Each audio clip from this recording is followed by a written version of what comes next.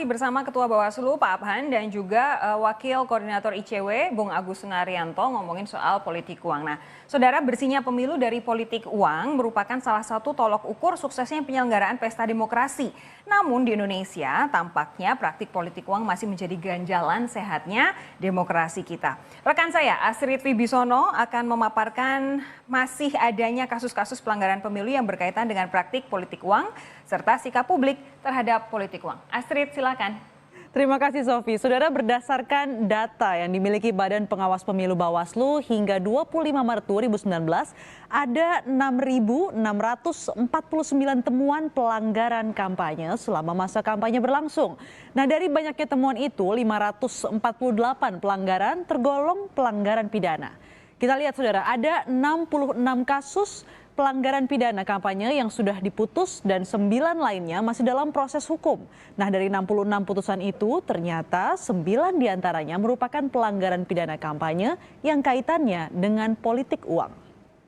Nah, kini kita juga akan melihat, saudara, sikap publik berdasarkan latar belakang pendidikan mereka jika ditawari uang atau barang selama kampanye pemilu 2019 berlangsung. Berdasarkan jajak pendapat Litbang Kompas terkait hal ini yang menyatakan akan menerima dan memilih partai atau kandidat yang memberikan uang atau barang tersebut, responden berpendidikan rendah ada 25,0%, yang berpendidikan menengah ada 50,0% dan pendidikan tinggi ada 25,0%. Sedangkan sikap menerima uang atau barang tetapi tidak memilih, responden berpendidikan rendah ada 22,2%, pendidikan menengah 62,6% dan pendidikan tinggi ada 15,2%. Nah, selanjutnya sikap menolak dan memilih sesuai hati nurani, responden berpendidikan tinggi 20,0%, pendidikan menengah 59,2% dan pendidikan tinggi ada 20,8%.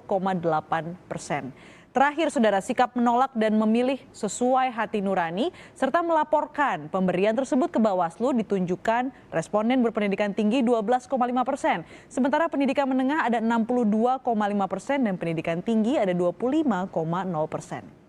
Nah, jika disimpulkan saudara, justru publik dengan latar belakang pendidikan menengah paling banyak merespon adanya praktek politik uang. Namun minimnya kesadaran publik untuk melaporkan kasus politik uang juga menjadi sorotan. Nah, lantas apa yang perlu diinisiasi agar publik mau bergerak melaporkan praktek politik uang kepada Bawaslu dan pihak berwajib? Rekan Sofi Syarif akan kembali membahasnya dengan sejumlah narasumber. Silakan Sofi.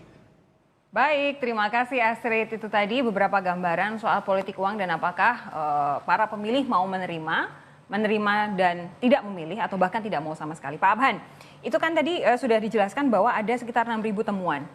66 yang sudah diproses, 9 yang sudah ada putusannya. 50 berapa tadi? 57 berarti nasibnya seperti apa, Pak? Jadi begini, dari 57 itu kan kasus pidana pemilu macam-macam. Tidak hanya persoalan money politik saja. Tetapi yang money politik yang naik dan sudah sampai vonis itu 9. Tadi hari ini ada perkembangan, tadi laporan ada 2 di Jawa Barat. Jadi ada 11 kira-kira itu kan. Memang kalau dari presentasi tindak pidana pemilu yang lain,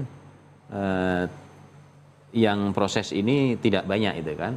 Tetapi harapan kami bahwa meskipun tidak banyak kasus pidana money politik yang sampai proses ingkrah ya, tentu ini harus menjadi efek jera bagi peserta pemilu.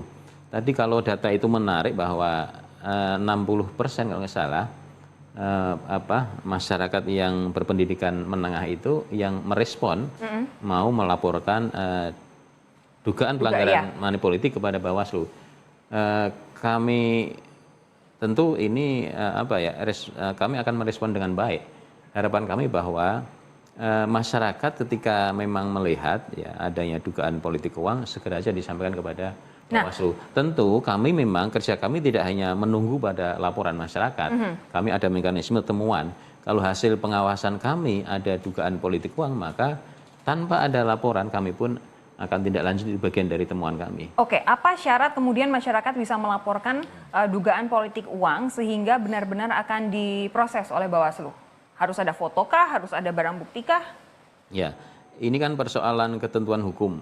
Di hukum acara juga minimal bahwa ada 2 alat bukti yang harus nanti bisa meyakinkan kepada penyidik untuk ini berlanjut pada proses penyidikan, proses penuntutan dan sampai sidang. Tetapi tentu bahwa bukan kemudian kami membebankan kepada semua pelapor bahwa harus dengan 2 alat bukti minimal itu ya. Oke. Tetapi informasi apapun dari publik kepada dari masyarakat, tentu itu bagian dari informasi awal yang akan kami tindak lanjuti. Tentu akan lebih senang kami kalau memang laporan dari masyarakat itu cukup alat buktinya. Oke. Tinggal nanti kami cepat untuk bisa memproses. Karena apa? Penanganan tindak pidana pemilu ini dibatasi waktu. Ya. Di kami hanya 14 hari, 7 plus 7 hari. Oke.